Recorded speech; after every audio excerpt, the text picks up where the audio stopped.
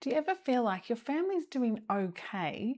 They're eating reasonably well, you're not living off takeaway, but something still feels off. Maybe you're tired all the time, or your kids just keep getting sick. Someone in your house might be living with eczema, or there's just a low energy that never really goes away. And you can't quite put your finger on why. It's one of those nagging, hard to explain symptoms. Well, that can be connected to inflammation. And what you eat day in, day out has a huge influence on how much inflammation is happening in your body right now. Hi guys, welcome back. I'm Nat, and if you're new here, this channel is all about real whole food eating and nourishing your family. My aim is to help those mums who want their families to be well, not just surviving the week, actually thriving. Kids with good energy, good sleep, fewer sick days, and a mum who isn't running on empty. Everything I share here is real whole food eating that works for real families like yours. No supplements to sell you, no complicated meal plans, just honest, practical information that you can actually put on the table tonight. Quick note before we dive in, if you're managing a health condition, always check with your health provider first. Okay, with that said, today we are doing a deep dive into anti-inflammatory eating, what it actually is, why it matters, especially for us mums, and what it looks like on a plate for a real family. I've already talked about inflammatory foods to avoid, anti-inflammatory breakfasts. I'll link those videos down below.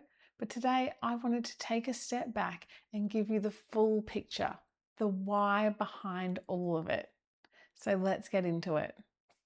Okay, so what even is inflammation? Because I think a lot of us hear that word and, picture a swollen ankle or a red cut on your finger. And that's actually a good example.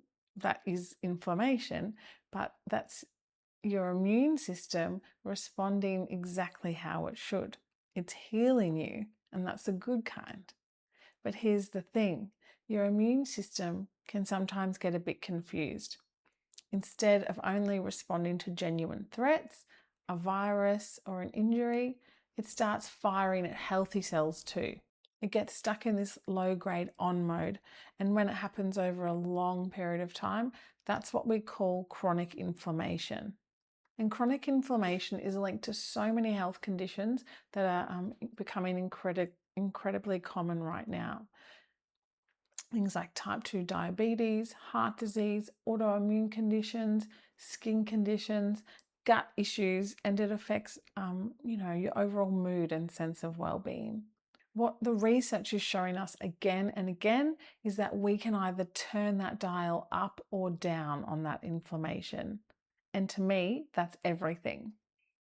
So when we talk about eating in a way that calms inflammation, there are 3 things we're focusing on, and none of them are complicated. Number 1, omega-3 fatty acids. These are healthy fats found in fish, your salmon, sardines, trout, also in ground flax seeds, chia seeds, walnuts. And what omega-3s do is remarkable. They can actually help switch off the inflammatory response in your cells and support your body to repair any damage that's already been done. In our house, salmon is on the menu at least once a week. My kids have grown up eating it and they don't question it. If yours aren't there yet, my avocado dip with sardines is a great sneaky little start, and honestly, it's more affordable too. Number 2 is antioxidants. Now, antioxidants are basically your body's cleanup crew. We have these things called free radicals floating around, molecules that damage our cells over time and contribute to disease, and antioxidants neutralize them. They also help calm down that overactive immune response that we just talked about. Where do we find antioxidants? Fruits and veggies, especially the dark, deeply colored ones.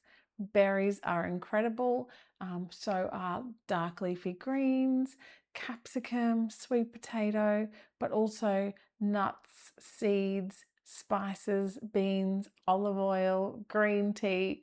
Basically, if it looks rich and vibrant on a plate, it's probably packed with antioxidants. And number 3 is fibre. So this one connects to something I talk about a lot on this channel, gut health. Up to 70% of our immune system lives in our gut. So when your gut is happy, your immune system is more regulated. And fibre is what feeds the good bacteria in your gut, the ones that keep inflammation under control.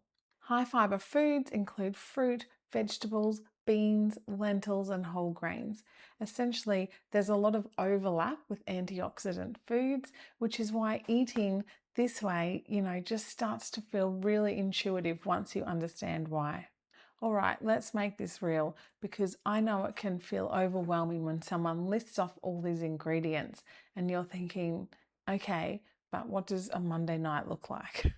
So here's a simple day of anti-inflammatory eating. Nothing fancy and nothing expensive. For breakfast, you could do an overnight oats made with chia seeds and ground flax seeds and serve it with a handful of berries on top. You could even do something as simple as avocado on whole grain toast with some tomato on top, or a yogurt parfait with homemade granola and strawberries.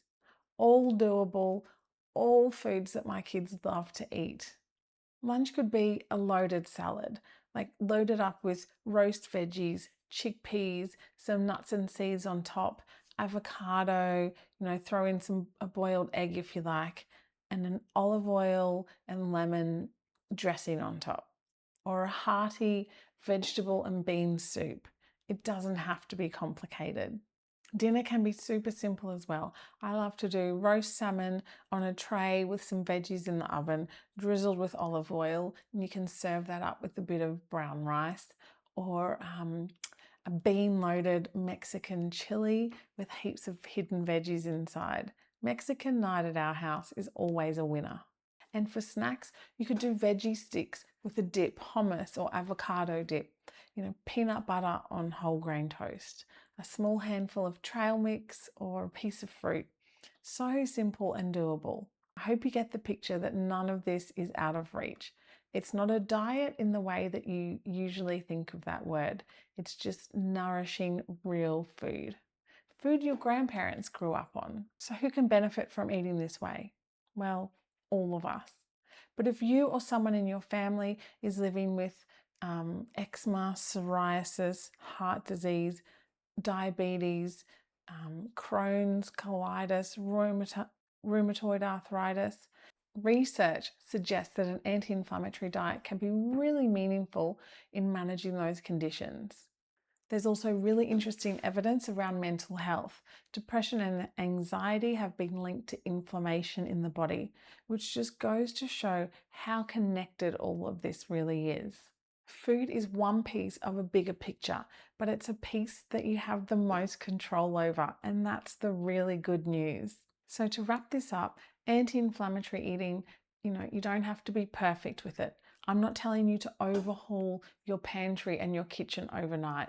It's about adding in more of the good stuff consistently, more color, more fiber, more healthy fats. And if you want to go deeper, I'll link my anti-inflammatory videos down below, and my sardine avocado dip for your kids.